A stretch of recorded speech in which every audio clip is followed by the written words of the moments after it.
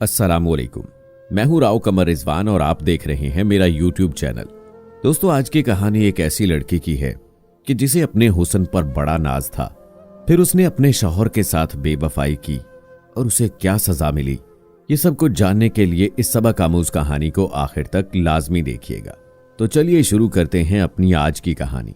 शीरीं भाभी के चले जाने के बाद भाई रफ़ी अरसा दराज तक उदास रहे। वो बीवी से ज्यादा अपनी नौजायदा बेटी के लिए गमजदा थे कि जिसे बाप का कुर्ब नसीब हुआ और न शफकत।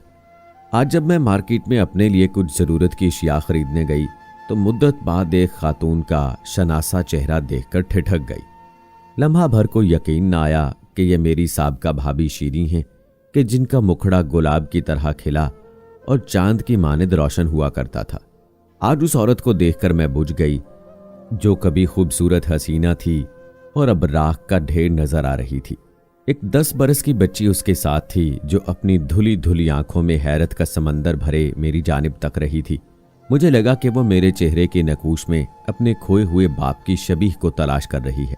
जी चाहा आगे बढ़कर शीरीं को पुकार लूं, उसे रोककर अपनी मासूम भतीजी के रुख पर बोसा दूं, मगर जुबान गुंग थी। हिम्मत न पड़ती थी कि उस औरत को भाभी कहकर पुकारूं जो अब मेरी भाभी न रही थी। मुझे वो दिन याद आ गया जब शीरीं की शादी मेरे बड़े भाई के साथ धूमधाम से हुई थी। शीरीं भाभी कुछ ज्यादा अमीर खानदान से न थी, पढ़ी लिखी भी कम थी, महज मैट्रिक पास, लेकिन हुस्न में यकता थी। क्या बताऊं कितनी दिलकश सूरत की मालिक थी कि जहां बैठती अंधेरे में भी उनके रुखे रोशन की वजह से उजाला हो जाता था। अम्मी ने किसी शादी की महफिल में उन्हें देखा। भाई की भी नजर उस हुस्न की देवी पर टिक गई तो वालदा के सर हो गए कि इस लड़की से शादी करा दे। वालदा को अगरचे इस मुजस्समा हुस्न से बेटे की शादी पर कोई एतराज ना था, लेकिन एक खदशे का इजहार जरूर किया। लड़की आला तालीम याफ्ता नहीं है तो आला खानदान से होना चाहिए। वो ऐसी बहू लाना चाहती थी जिसका खानदानी पस मंजर बेहतरीन हो। बहरहाल भाई की खुशी को मलहूज़े खातिर रखते हुए रिश्ता लेने चली गई। वहां से हाँ में जवाब मिला तो हमारे घर में खुशी की लहर दौड़ गई। यूं बात पक्की हो गई। पहले बेटे की शादी थी, वालिदैन ने भारी जेवरात और कीमती बरी बनवाई और बहुत अरमानों से बहू को ब्याह लाए। दुल्हन क्या थी, हमारे आंगन में जैसे 14वीं का चांद उतर आया था। शीरीं भाभी के खूब नाज नखरे उठाए गए। वो भी बज़ाहिर खुश नजर आती थीं, लेकिन दिल का हाल अल्लाह जाने। ताहम हमारे भाईजान बहुत शादां थे। उनको मनचाही हुस्न परी मिल गई थी। वो बीवी पर दिलो जान से निसार थे। 1 मिनट की जुदाई उनको शाक गुजरती थी। शादी को 6 माह हो गए। भाभी कम ही मैके जाती थी। नहीं मालूम अज खुद या भाई को उनका जाना पसंद नहीं था। 1 माह में 1 दिन जाती और शाम को लौट आती। ये अच्छी बात थी। दुल्हन अगर ससुराल में दिल लगा ले तो घर बसाने में दुश्वारी नहीं होती। हम सब खुश थे। हमें शीरीं भाभी से कोई शिकायत ना थी। उनकी शादी की खुशी भरे ये इब्तदाई दिन पलक झपकते गुजर गए। एक रोज जबकि मैं छत पर गीले कपड़े डाल रही थी, कानों ने दरवाजे पर दस्तक सुनी। अम्मी घर पर न थी। भाभी ने दरवाजा खोला। एक शख्स भाभी से मिलने आया था, जिसे देखकर उनके चेहरे पर खुशी की फवार बरस गई। वो उस अजनबी को घर के अंदर ले आईं और अपने कमरे में ले जाकर बैठाया। मैंने ये सारा मंजर छत से देखा था। कपड़े उतार कर नीचे उतरी तो भाभी के कमरे से धीमी आवाज में बातें करने की आवाज आ रही थी।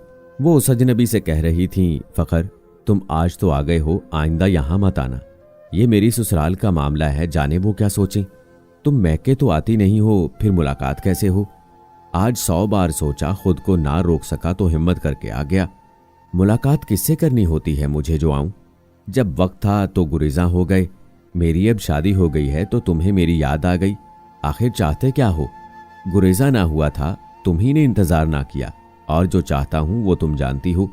खामोश रहो, ऐसी बातें सुनना नहीं चाहती। घर पर आ गए तो दरवाजा खोल दिया, दोबारा ऐसा ना हो पाएगा। मेरे कदमों की जो ही उन्होंने आवाज सुनी, वो कमरे से बाहर आकर कहने लगी, नुमाना प्लीज चाय बना दो, मेहमान आए हैं। कौन मेहमान भाभी। मेरे कजन फखर हैं।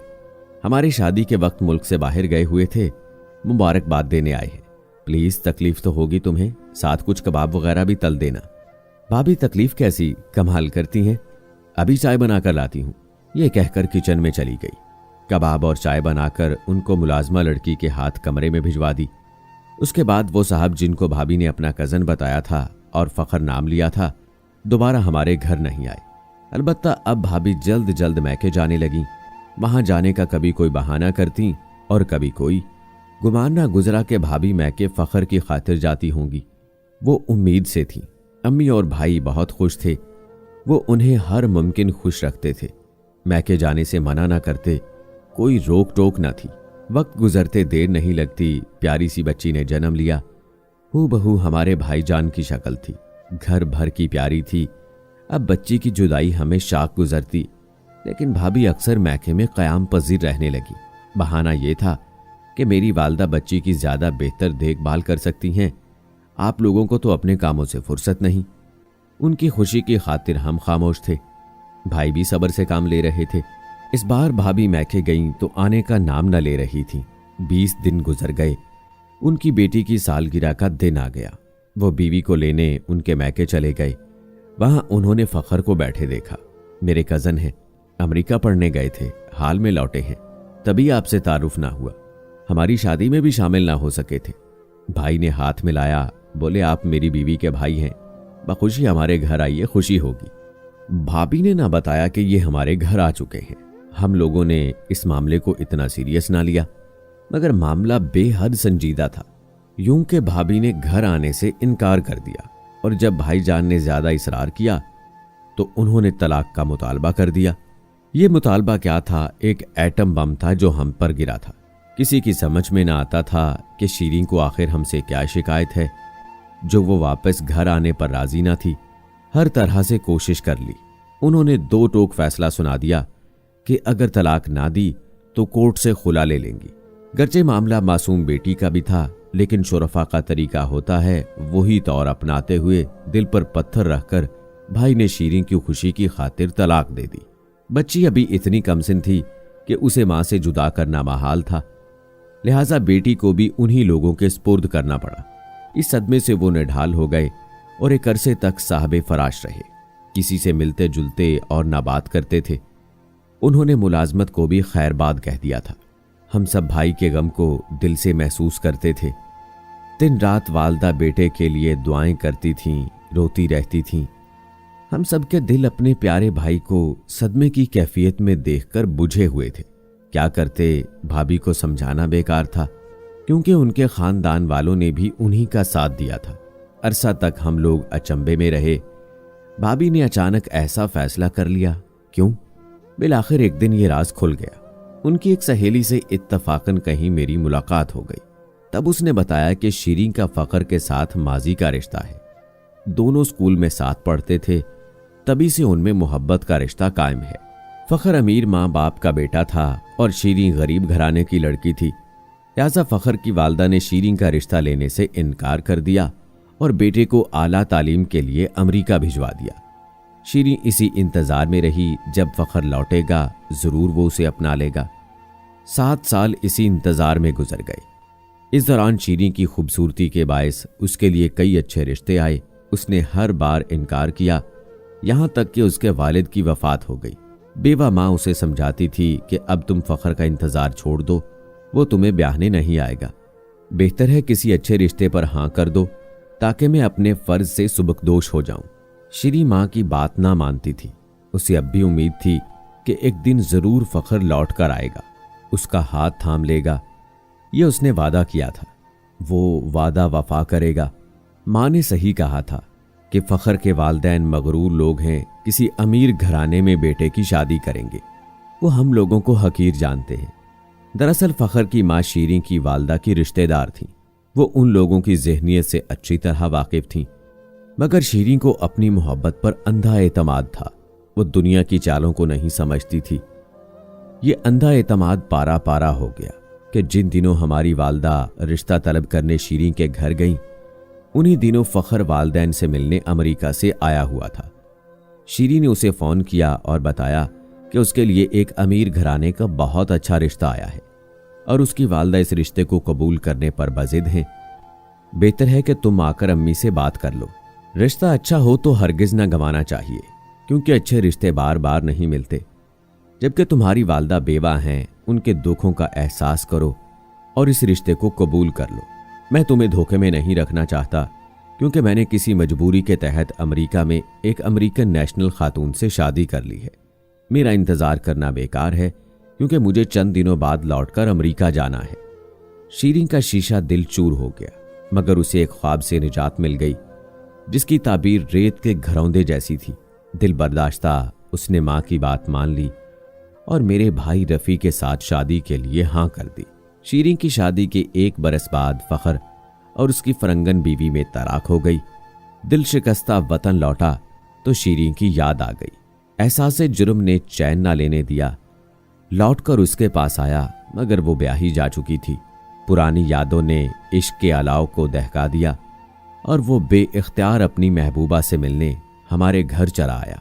पहले हमारी भाभी ने उसे खुद से दूर रखना चाहा, मगर जब फखर ने हिम्मत ना हारी और शीरीन के घर वालों को भी अपना हमनवा बना लिया, तो हमारी भाभी ने भी माजी की मोहब्बत के आगे सोपर डाल दी, क्योंकि दिल में अभी तक ये दिया टिमटमा रहा था। शौहर से तलाक लेकर फखर से शादी कर ली। उनकी बदनसीब बच्ची, जो माँ और बाप के दरमियान जुदाई की अलामत बनकर आई थी, उसे बाप की शक्ल देखनी नसीब हो सकी और न उनकी गोद। वो सौतेले वालिद के जेरे साया पलने लगी।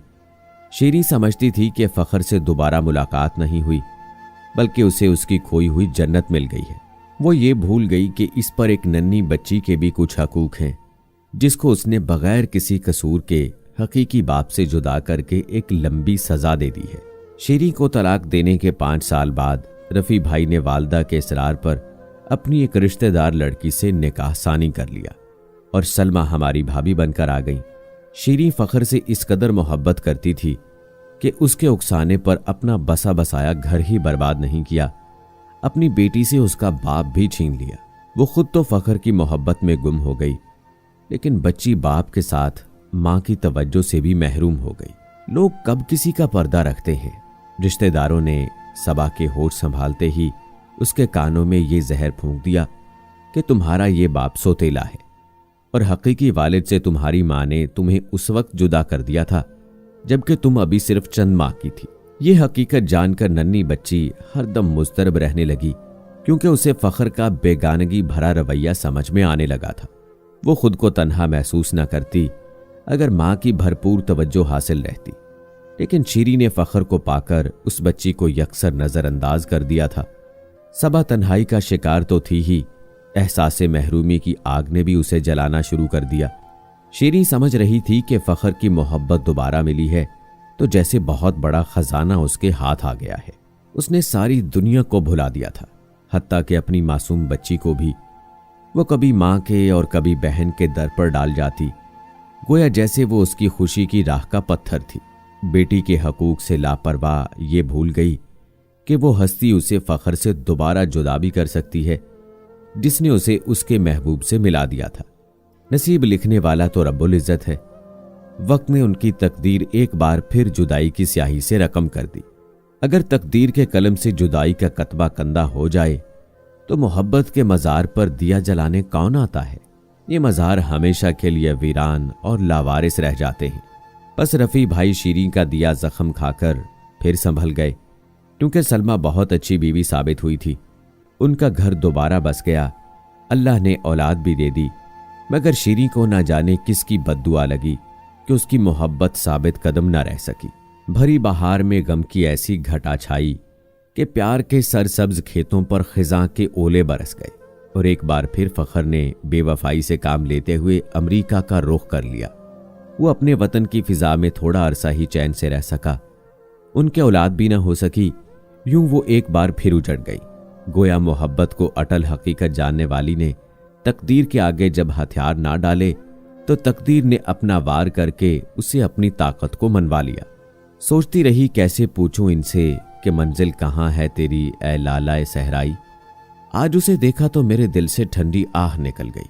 उस हुस्न की देवी को हुस्न ने खैराबाद कह दिया था और अब उसकी हालत मुर्दों से बदतर थी। बच्चे की सूरत पर भी यतीमी बरस रही थी कि मेरे भाई की इल्तिजाओं के बावजूद, जिसे उसने अपने हकीकी बाप के हवाले न किया था। जी चाहा पूछूं भाभी अब तुम किस हाल में हो, मगर हौसला ना हुआ। जब वो मेरी भाभी ना रही तो क्यों कर भाभी पुकारती। हाँ, जानती थी कि अगर रफ़ी भाई शादी ना कर चुके होते तो आज भी इन्हें दोबारा अपनी इज्जत बनाने में आर से काम ना लेते, दौड़कर बीवी और बेटी को गले से लगा लेते। मैंने दानिस्ता शीरी भाभी और सबा का अहवाल भाईजान के गोश गुजार ना किया। इतनी मुश्किल से तो वो ये गम भुला पाए थे। हकीकत जान लेते तो दिल का जख्म एक बार फिर से हरा हो जाता। तो दोस्तों, ये थी एक ऐसी लड़की की कहानी जो इज्जत की हिफाजत और हर पल खुश रखने वाले शौहर को छोड़कर अपने पुराने आशिक के पास गई। नतीजा फिर आपके सामने है। कैसी लगी आज की कहानी कमेंट बॉक्स में ज़रूर बताएं। मज़ीद ऐसी वीडियोस के लिए मेरे चैनल को सब्सक्राइब करें। मिलते हैं अगली वीडियो में, तब तक के लिए अल्लाह हाफ़िज़।